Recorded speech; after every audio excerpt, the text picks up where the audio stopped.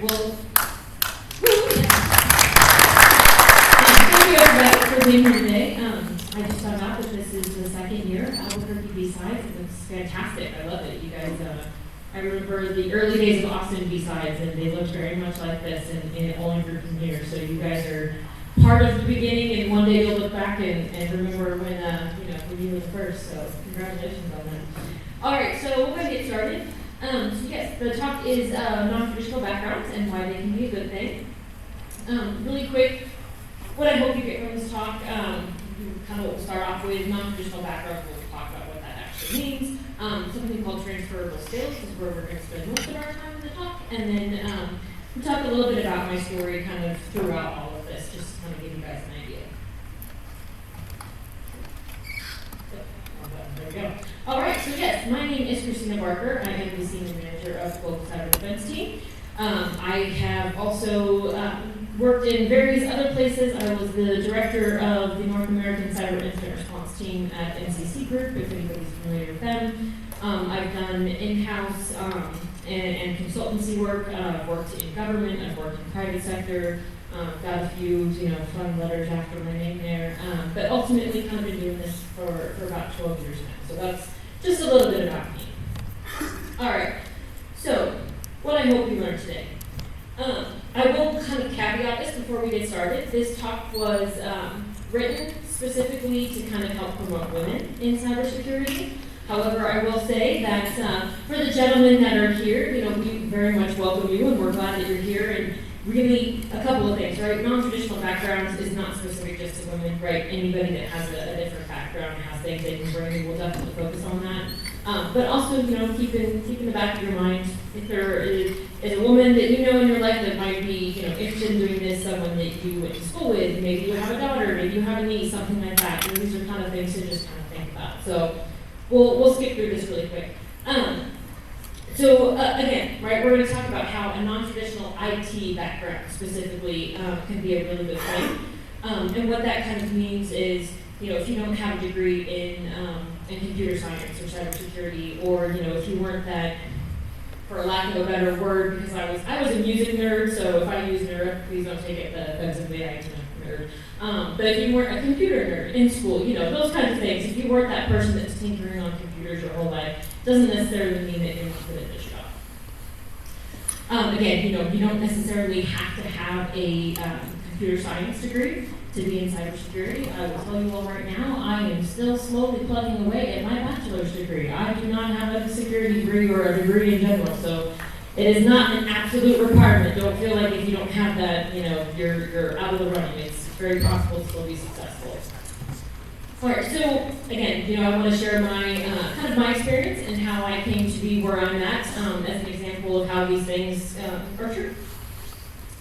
So really quick, one thing that I want to talk really quick about, and this is more around the women, right? So according to the American Association of University Women, there's only about 25% of the computer and mathematical occupations are made up of women. So it's still about 75% men, right? And so the idea is to try and encourage more women, more young women, more girls to kind of get into some of these professions, right? Because ultimately, diversity of any type is good, right? Because we all think differently and we all have different perspectives, and the more we bring that in, I think somebody from the FBI panel said something similar earlier, the better off we're going to be.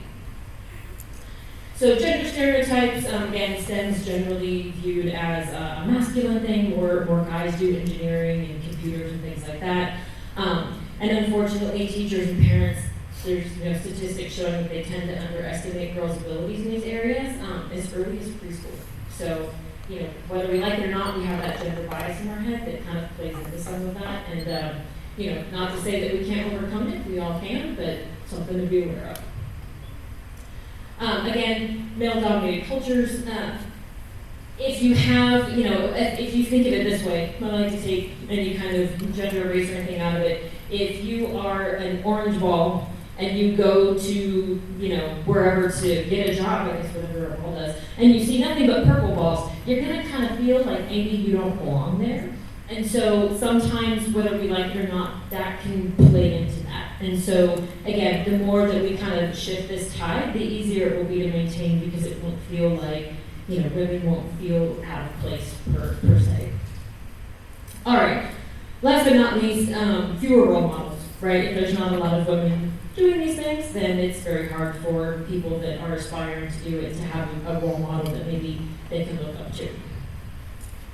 All right, so if you're already experienced woman in cybersecurity, like myself, and I'm sure some of you are here, you might be thinking, well, this is all great, but I'm already in the field, so how does this apply to me? And I would say this also applies to anybody else out there, right? If you are an experienced cybersecurity professional, what can you do to help? Mentor. Mentoring is an awesome, awesome thing. We'll talk about it a little bit, but if it was not for the people who mentored me, I would not be here. So that is one way to really help out. Inspire and talk with other young women, right?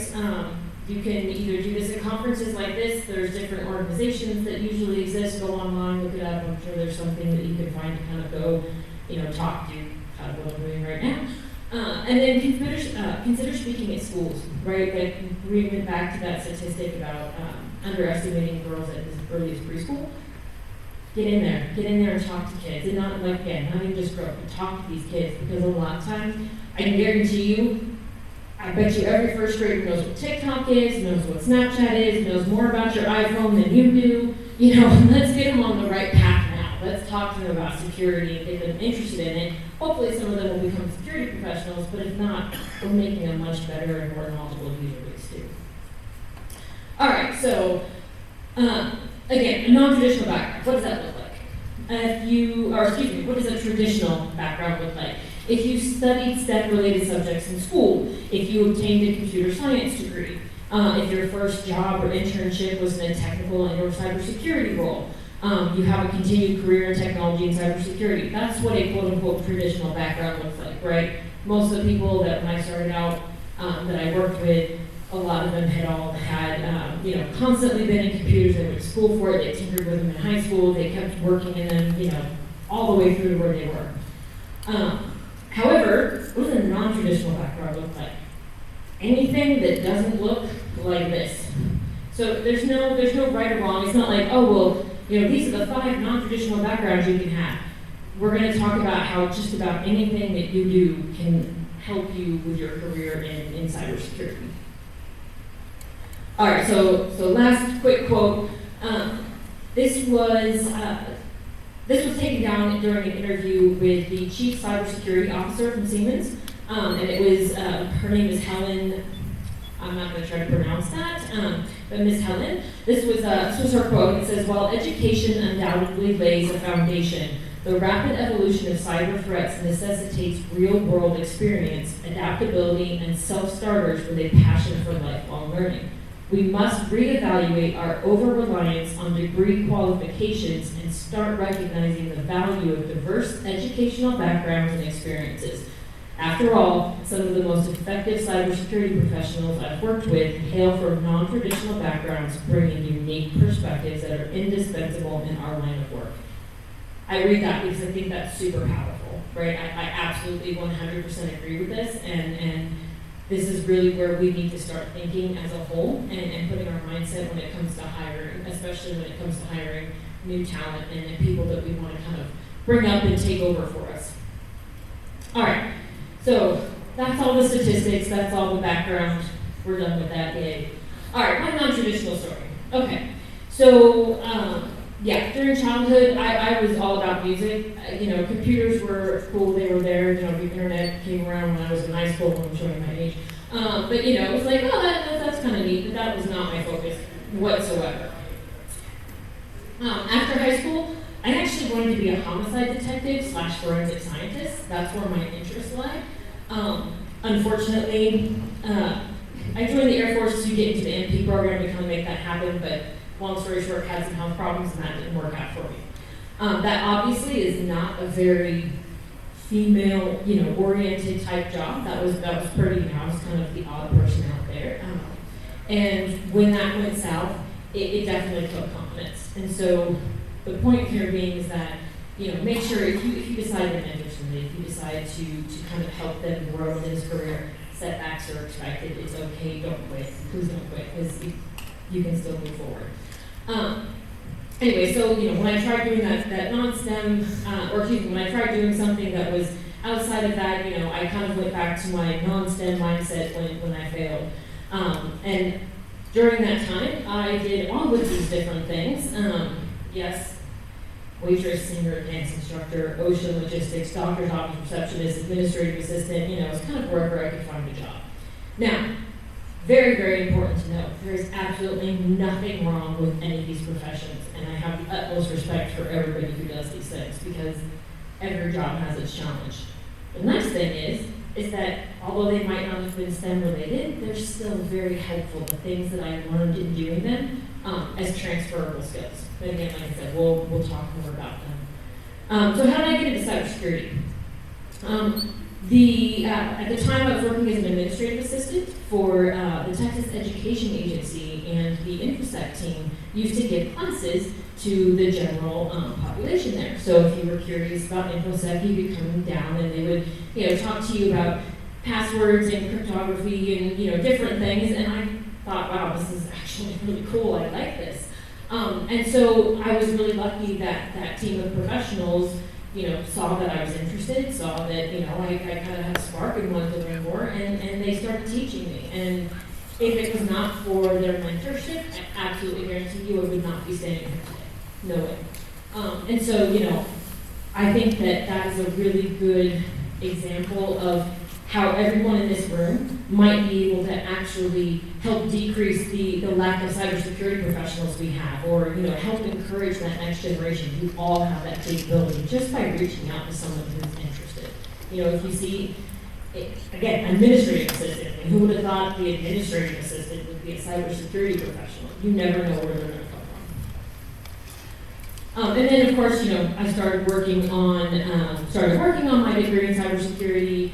Did the whole certification thing, started learning more, hands-on experience and all that, and that's led me to where I'm at. But how many of you just go to work and then go home and sleep and then just wake up and go back to work?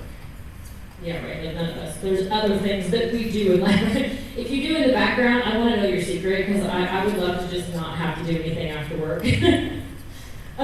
Anyway, so yeah, we're more than just our jobs. Okay, so what else makes us who we are? Different backgrounds. We all have different backgrounds that we come from, different life experiences that we've had over time. We have different hobbies and interests, and much, much, much more, right? All of these things shape our perspective and how we make decisions about things. And so those can be very useful. For me personally, my daughter, growing up, I was a single mom. She, until she turned about 17 is when I finally got married, so I pretty much raised her by myself. I'm a grandmother and a wife. I'm an animal advocate and a board member for a no-kill shelter. I'm a recent breast cancer survivor. All of these things, thank you. All of these things, they help me. They help shape the way that I see things and the way that I think about things, right? And so, if we recap, yes, professionally, I've been all these different things, plus personally, I've got all these other things, that affect me and how I think and what I do. And all of those equal different transferable skills. That leads to a successful cybersecurity career.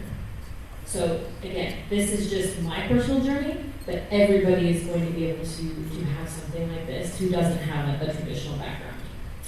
So let's talk about the transferable skills. Okay, so first off, what the heck am I talking about when I say transferable skills?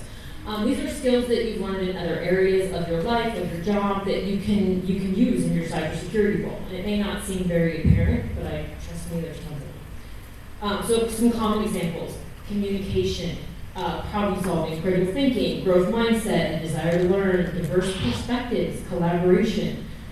Some less common examples, attention to detail, time management, ability to work under pressure. I know this sounds a lot like some kind of job posting you see on monster.com, but these really are helpful things when you're working in our field.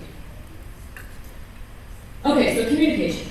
What are we talking about? So the ability to communicate information clearly with technical and more importantly, non-technical knowledge. How many people have ever had to go to, like the legal office and explain that, hey, we've had this particular incident or something happened from a cybersecurity perspective, and you're trying desperately to dumb it down as much as you can, but they're looking at you like you're still speaking Klingon. Anybody have that experience? Okay, yeah, exactly, right? So these communication skills, very helpful. Yeah, again, people who don't have those technical backgrounds can struggle. Sometimes too, not always, but you find people that just have technical backgrounds that are used to just speaking within those groups, they struggle more with that communication from the non-technical. So this is one of those ways where if you don't have that very strict technical background, you're used to kind of talking with people in a non-technical way, and that can actually help you here. All right, so for me, right, like how did I get these skills, right? Well, as a dance instructor, waitress, receptionist, all this stuff here. These are all different areas of my life where I've had to communicate in non-technical ways, or maybe try to find common language between people that are talking, right? It's again, I keep going back to the legal thing because I have to work in the legal department a lot. But the legal department is speaking legalese, which I don't get at all, and I'm over here speaking tech, and it's that ability to find that common ground with somebody that makes this a really, really good skill to have. All right, so problem solving, critical thinking, that is what it sounds like. But at least for me particularly, especially working in incident response, this ability to recognize attack patterns, recognize things that seem wrong, understand new technologies, because how AI, for example, right? And I feel like we still haven't even caught up with cloud, and now we're trying to catch up with AI. These things, it's never a dull day for any of us. We're constantly having to learn new things, and being able to do that problem solving, critical thinking, very helpful. Again, navigating complex rules and regulations for anybody who's in GRC. Thank you for anybody who's in GRC, because I hate that, and the fact that you people do it just makes me love you. So just kudos to anybody who's in GRC. Engineering new ways to solve problems, all of this stuff, right? These are all things that we have to do on a daily basis. The why, again, there's a lot of subfields where you're presented with a problem and expected to find an answer. Incident response, one of the reasons I love it is because you never know what's coming in, right? Every time you get something, it's a big box full of puzzle pieces that you have to figure out, and that's what makes me like it. But again, single parent, how many people are parents out here? Yeah, if you've got kids, then you already know what problem solving is, because that when your kid runs in at like 5 o'clock the night before and is like, oh yeah, I have this whole project that we have to go buy a bunch of stuff for and build and everything. You do a lot of problem solving. But problem solving in a lot of other places too, right? And so those are all things that you can bring to the table. How are we doing? Okay. All right, so growth mindset and desire to learn. I would say this is arguably one of the most important for our field, again, because like I said, we're constantly facing new technologies, we're constantly doing new ways of doing things, and attackers find new ways of doing stuff, and we've got to find new ways to secure it. So it's a very, very important one. Again, like I said, the why there. So all these things help me, with that growth mindset, that desire to learn. These are all things that again I can bring to the table. Diverse perspectives. So the ability to learn things from a different perspective and collaborate with stakeholders. This again is another one that I find that in our industry as a whole we tend to struggle with, and so when I can find someone with this skill set, it's really helpful. We don't operate in a vacuum as much as we would love to. We have to deal with users. We have to deal with software developers. We have to deal with architects. We have to deal with all these different people in a company, and we have to get all of them on the same page when it comes to cybersecurity. That can be really, really hard sometimes. But being able to understand where they're coming from and being able to make that connection with them, believe it or not, I've gotten further in just sitting down and having a cup of coffee with somebody and asking them questions about who they are and what they like and stuff, and then kind of slowly peppering in cybersecurity stuff. It's amazing. Everyone's familiar with social engineering, right? Does anybody not know what social engineering is? All right. When you need to get people to make cybersecurity decisions in your favor, social engineering. just telling them, because this is the secure thing to do, I guarantee you will not work. I've seen it fail 1,000 times. But this, being able to kind of think that way, this is super, super helpful. And again, these are all the different ways that, in my life, some of them work related, some of them not, that, I've been able to kind of build those skills. All right, attention to detail, I think that kind of goes without saying, but, obviously it's the ability to really, effectively monitor and detect vulnerabilities, risks, potential incidents, things like that. The why, obviously, because that's our job, right? Our job is to try and look for these anomalies and to find these things and try to protect against them. Again, the jobs that I've had in the past definitely helped me do this.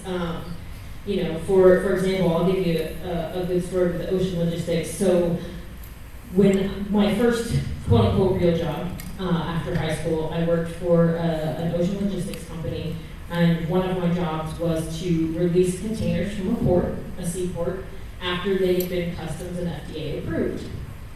And I released a bunch of containers, one of which had not been FDA approved. It made it all the way to Dallas before we caught it. It had to be put back on a train and shipped back. It only cost the company about $750,000.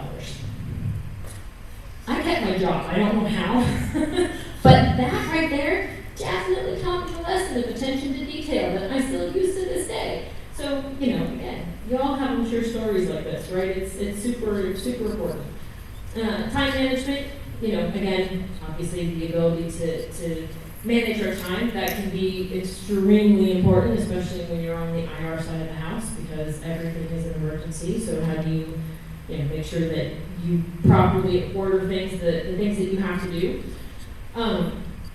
Again, you guys are all dealing with this, I'm not sure what all everybody does here, but if it's secure development, you've got the company, down on you that we gotta get this product out, you gotta make sure you get the security review done, or whatever the case may be, right? We all have challenges where we need to do this, and there's various things I'm sure that you have in your life that can help teach you these things.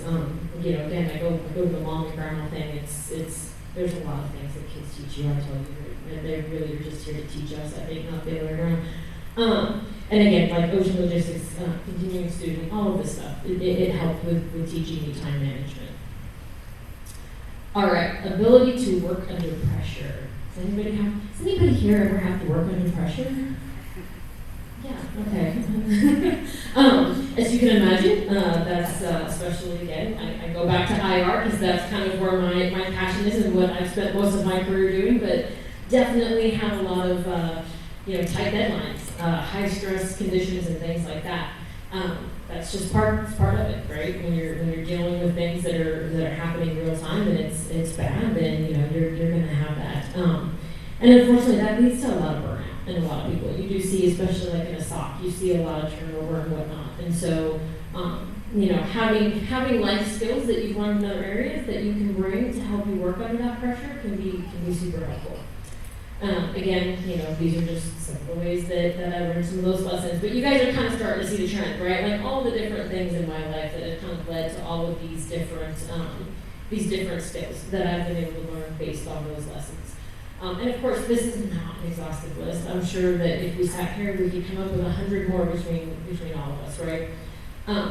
The big thing is that I would like to challenge each of you to stop and think about your unique background. And I want you to consider what things have you perhaps learned that are transferable skills that you could bring to your job to make you better security professionals.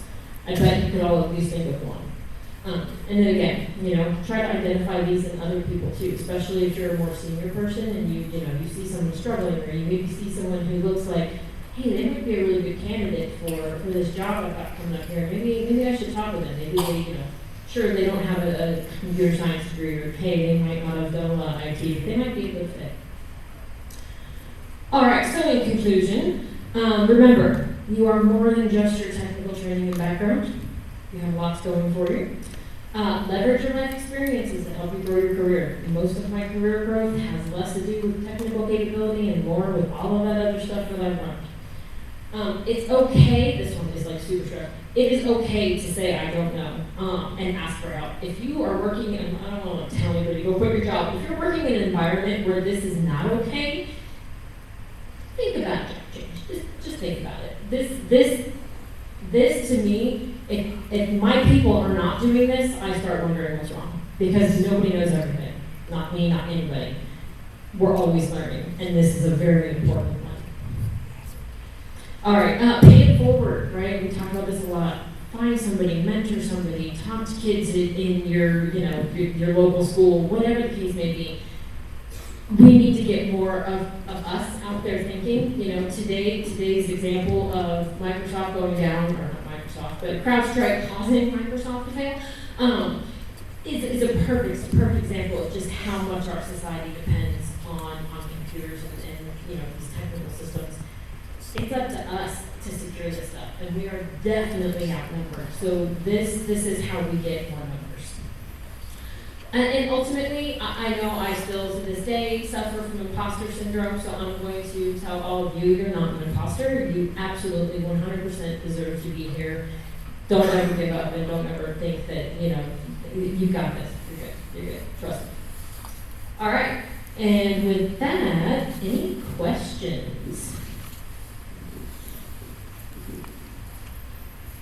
All right, well, go for it. Question. What do you think about degrees or associates when you're working on your bachelor's versus certifications? Can you talk more about that? No problem, thank you. So the question was, what do I think about degrees versus certifications? I don't think education of any type is bad, right? It's all about learning, and I think that that's great. Certifications, I think, are going to be, depends on the certification too, but for the most part, they're going to be a little more topical to what's happening right now. In my experience, what I've seen from going to school over years, a lot of times the curriculum and the way the education system is set up, it's not set up to move as quickly as technology does. And so some of the things that they're teaching in a classroom, they're not bad, but they're not necessarily as relevant as what's going on out here. And I think certifications, if you're getting a good one, will be a little more relevant. Now, a lot of times it's also like drinking from a fire hose, and it's be prepared to learn a lot quickly. But yeah, I don't think that it's one versus the other. I think they complement each other. Any other questions? Yes, sir. What transferable skill do you think contributed most to your success? Ooh, what transferable skill do I think contributed most to my success? That's a really good one. I'm going to say continued learning and that curiosity, right? Because you have to have that here, and you have to have that drive to go learn what's next, and figure out that next problem and that next topic. But it's a very slight first. Yes, ma'am. So you're saying that for the opportunities in mentorship, what are your tips on how to get a mentor? Ooh, tips on how to get a mentor. That's a really good question.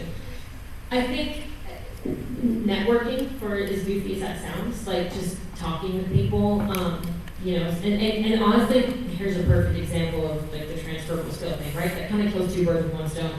The more you just randomly talk to people and get to know people and other business units at your company and things like that, the more communication skills you get as well along the way, but the more chances you are to find, a mentee or something like that. Find out if your company has a program. Like, I'm very lucky my company does, where we can submit to be a mentor and pick the subjects, and people that are interested in those subjects can apply. But yeah, I would say, talk to, I think you guys have, I don't think it was an ISSA chapter. Was it the ISSA that was on here? I saw that. Okay. Talk with organizations like that. Find out, like, hey, do you guys have anybody who's junior that might need some mentoring? Just kind of get out there and get a feel for who's out there and who's needing help. Any other questions? Oh. My excellent helper, Leah, here right away. Thank you. Well, this is more of a comment than a question. Yeah, no worries. So YSIS, like the Women in Cybersecurity is a really great organization. There's chapters all around, so that would be particularly relevant. And the Diana Initiative is also a really cool organization. Hacker Summer Camp is coming up in Las Vegas, so Black Hat, DEF CON, a bunch of other women, Black Girls Hack, like a bunch of really great groups. So you can check out a bunch of those things, and it's only a 10-hour drive. Only a 10-hour drive. Yeah. Okay, I was also going to say, so I work at a Fortune 500 company, and I've been there for a long time, but we look at interviewing as there's traditional students that come from college with their degree and are looking for their first opportunity, and then there's non-traditional, which are like industry. And so I started working without a college degree. And the way I did it, I got a certification in networking, and then I just started working as a temp. And being around people and working with people is a really good way to learn. And it's a good way to network and a good way to make connections, and they often will hire you full time if you've done a good job and shown that you fit into the company. So those are also really good things to look at. And it also doesn't hurt to get paid sometimes. So having money coming in instead of spending the whole time like washing dishes like I had been doing, things like that. So those are just some ideas I wanted to throw out. Thank you for that. I appreciate it. Different perspectives, right? All right. Any other questions? Okay. Well, thank you all very much for taking the time to listen to me, and enjoy the rest of these times.